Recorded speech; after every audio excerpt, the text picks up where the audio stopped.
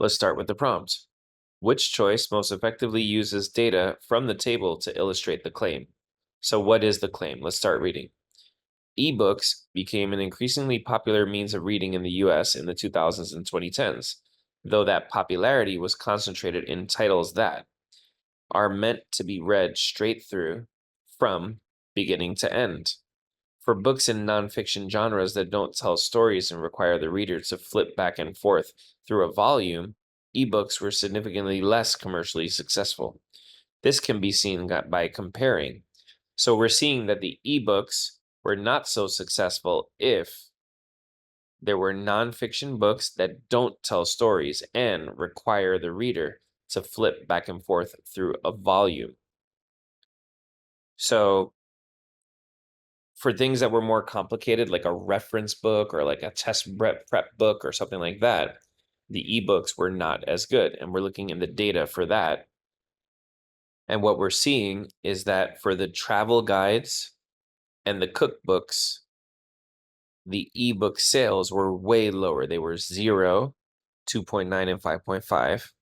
And they got a little closer in 2016, 10.5 and 24.6, but they were always lower than science fiction, fantasy, and romance. So let's look at the answers. A says the percent of 2016 cookbook sales that were ebooks. This can be seen by comparing the percent of 2016 cookbook sales that were ebooks with the percent of 2016 science fiction and fantasy sales that were ebooks. That's definitely true. The cookbooks were way lower than science fiction and fantasy.